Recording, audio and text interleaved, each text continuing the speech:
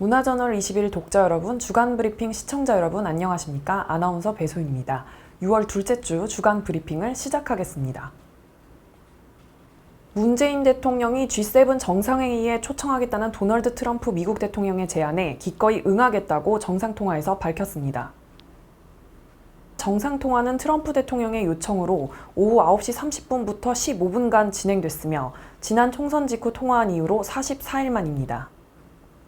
강민석 청와대 대변인은 트럼프 대통령이 현재 G7 체제를 G11이나 G12로 확대하는 방안을 검토하고 있다고 밝히며 문 대통령의 생각을 물었다고 전했습니다. 현재 G7은 미국, 영국, 프랑스, 독일, 이탈리아, 캐나다, 일본으로 이뤄진 선진 7개 국가를 말하는데요. 트럼프 대통령은 지난달 30일 6월로 예정된 G7 정상회의를 9월로 연기하고 4개 국가를 추가로 초청하겠다고 밝힌 바 있습니다.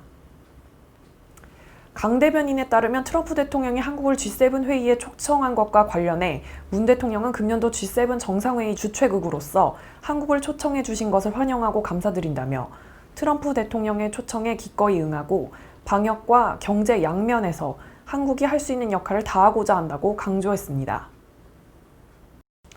트럼프 대통령은 G7이 낡은 체제로서 현재의 국제정세를 반영하지 못한다면서 이를 G11이나 G12 체제로 확대하는 방안을 모색 중이라고 말했습니다. 이어 트럼프 대통령은 문 대통령의 생각은 어떠시냐고 물었습니다.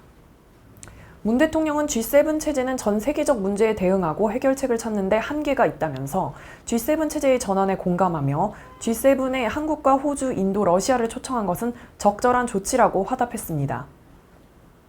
그러면서 금년도 G7의 확대 형태로 대면 확대 정상회의가 개최되면 포스트 코로나의 이정표가 될 것이라면서 적절한 시기에 대면 회의로 성공적으로 개최된다면 세계가 정상적인 상황과 경제로 돌아간다는 신호탄이 될 것이라고 말했습니다. 양 정상은 G11 외에 브라질을 포함시켜 G12로 확대하는 문제도 논의한 것으로 알려졌습니다. 문 대통령은 트럼프 대통령이 브라질을 포함시키는 문제에 대한 의견을 묻자 인구, 경제 규모, 지역 대표성 등을 감안할 때 포함시키는 것이 적절하다고 조언했는데요. 트럼프 대통령은 좋은 생각이라며 그런 방향으로 노력을 해보겠다고 덧붙였습니다. 이날 통화에서는 미국의 첫 민간 우주기업 스페이스X의 유인 우주선 크루 드래곤호의 발사 성공에 대한 대화도 있었습니다. 문 대통령은 인류에게 큰 꿈을 심어준 매우 멋진 일이었다면서 미국이 민간 우주 탐사 시대라는 또 다른 역사를 열었다고 평가했습니다. 검찰이 이재용 삼성전자 부회장과 전 미래전략실 임원들을 상대로 구속영장을 청구했습니다. 지난 3일 이 부회장이 외부 인사들로 구성된 검찰수사심의위원회에서 기소 타당성을 판단해달라고 요청한 것이 공개적으로 알려진 이후 하루 만의 일인데요. 검찰이 사안을 여론전으로 끌고 가려는 삼성의 전략에 즉각 맞대응한 모양새입니다. 4일 서울중앙지검 경제범죄형사부는 자본시장법 위반 등의 혐의로 이재용 삼성전자 부회장과 함께 최지성 전 미래전략실 부회장과 김종중 전 미래전략실 사장 등에 대한 구속영장을 청구했습니다. 김 전 사장은 위증 혐의까지 추가됐습니다. 검찰에서는 이 부회장이 최대 주주로 있던 제일모직 가치를 부풀리기 위해 합병을 앞두고 삼성 바이오로직스 회계 처리 기준을 관계사에서 자회사로 변경했다고 보고 있는데요. 이런 방식으로 삼성 바이오로직스 회사의 가치를 부풀렸다는 것입니다. 하지만 이 부회장은 지난주 2차례 검찰에 출석해 조사를 받으면서 삼성물산, 제일모직 합병과 관련한 보고를 받거나 지시한 사실이 없다며 혐의를 전면 부인했습니다. 검찰이 일련의 행위가 이 부회장을 포함한 삼성 핵심 인사들의 지시로 이뤄졌다고 판단하는 것과 대조되는 대목입니다.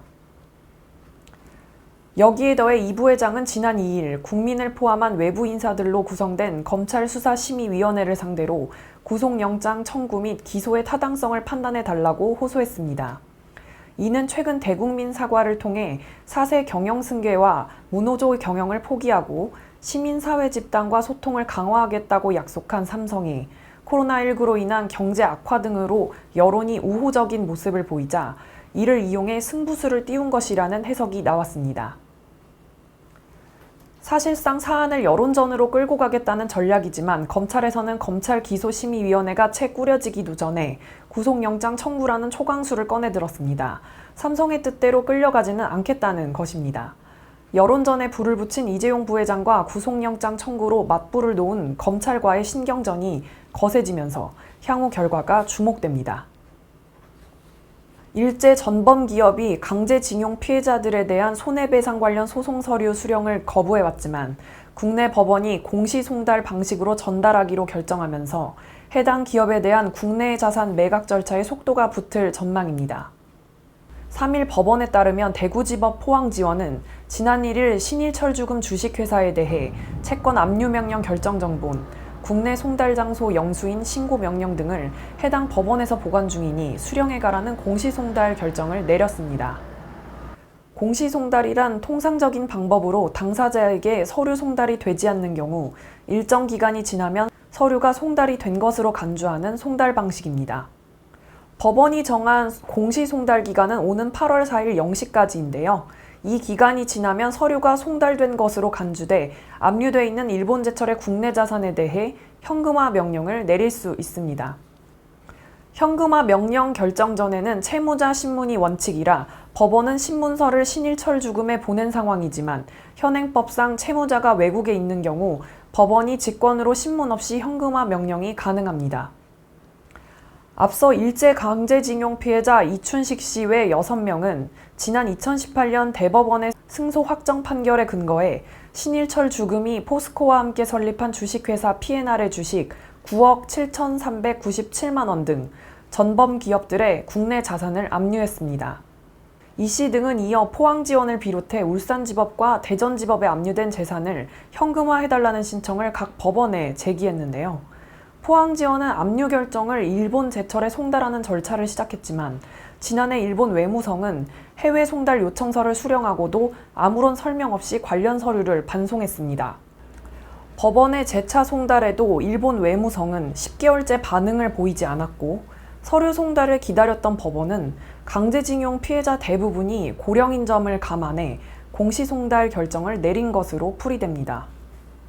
일본 측은 반발에 나섰습니다. 3일 일본의 지지통신 등에 따르면 일본 정부는 강제징용 손해배상 판결과 관련해 한국의 기업 자산의 현금화가 이뤄지면 심각한 상황을 초래할 것이라고 경고했습니다. 모태기 일본 외무상도 이날 강경화 외교부 장관과의 전화회담에서 이 같은 입장을 전하고 한국 측에 신중한 대응을 요구했다고 밝혔습니다. 강경화 외교부 장관이 일본 외교장관에게 한국 수출 규제 조치를 조속히 철회해달라고 촉구했지만 일본에서는 자신들의 입장을 주장하며 한국 정부의 WTO 제소에 매우 유감이라고 되받아쳤습니다. 강 장관은 3일 일본 측의 요청으로 모태기 일본 외무상과 전화회담을 하고 일본이 제기한 수출 규제 조치 사유를 모두 해소했음에도 수출 규제가 유지되는 데 대해 깊은 유감을 표했는데요. 강 장관이 일본 수출 규제 조치의 조속한 철회를 요구하자 모태기 외무상은 오히려 한국 정부의 WTO 제소 추진에 문제가 있다고 지적했습니다. 일본 교도통신에 따르면 모태기 외무상은 한국의 WTO 제소 재개 결정에 현안 해결에 도움이 되지 않는다며 한국의 WTO 제소 결정은 매우 유감이라고 밝혔습니다. 이어 강 장관과 모태기 외무상은 한일 양국 관계의 현안이 돼 있는 강제징용 문제를 속히 해결할 필요가 있다는 점을 확인하고 외교 당국 간에 긴밀하게 소통하기로 의견을 모았다고 전했습니다. 모태기 외무상은 강제징용 문제에 대해 한국 내 사법 절차를 통한 일본 기업 자산 강제 매각은 심각한 상황을 초래하므로 피해야 한다는 뜻을 함께 밝힌 것으로 알려졌습니다. 제21대 국회의원의 29%는 다주택자로 나타났습니다. 더불어민주당은 총선 선거운동 당시 2주택 이상 다주택자는 공천에서 배제한다고 공언했지만 당선 의원 중 43명이 다주택자로 조사되며 보여주기식 발언이었음이 드러났습니다. 지난 2016년 20대 총선 이후 지난 4년 동안 아파트값이 계속 오르고 있는 가운데 정부와 국회는 집값을 잡을 제대로 된 정책을 내놓지 않고 있습니다. 정부와 국회가 부동산 가격 폭등을 유발해 무주택자 서민들의 현실에 무관심한 채 다수의 주택 보유로 불로소득을 챙겼다는 비판을 피할 수 없게 됐습니다.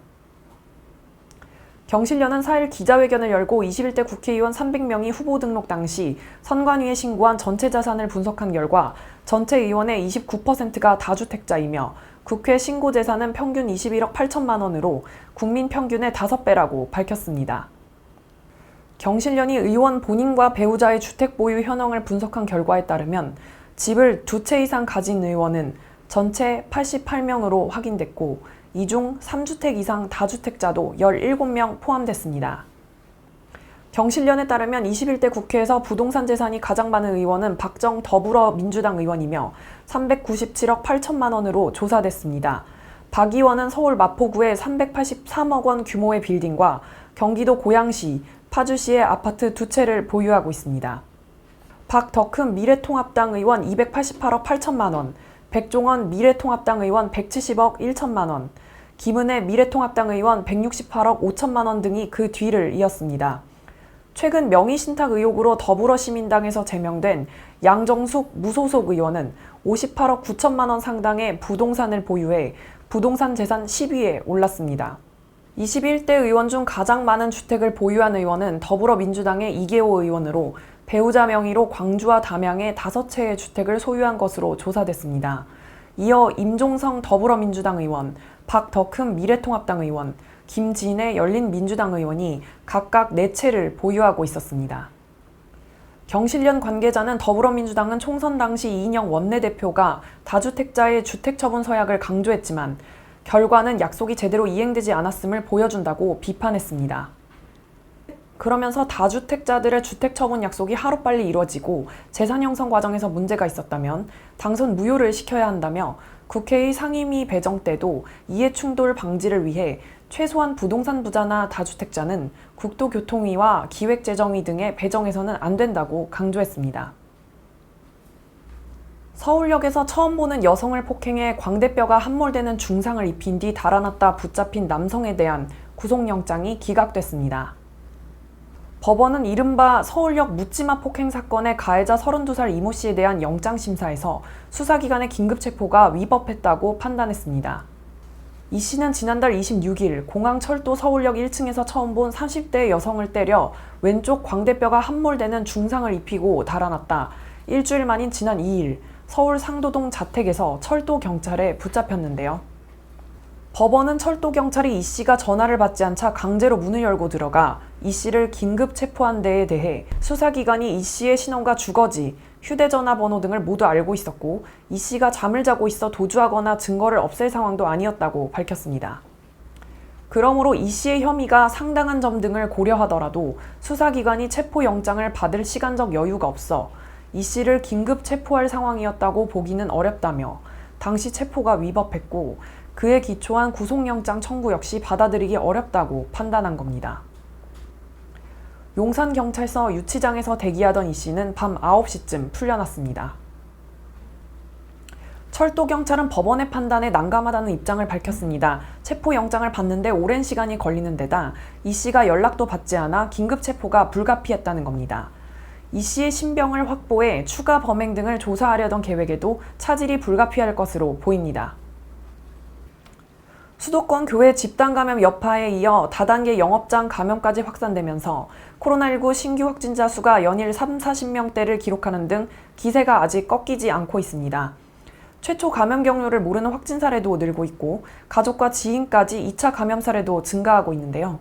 더욱더 철저한 생활 속 거리 두기 유지하면서 이번 한 주도 건강히 보내시기 바랍니다. 감사합니다.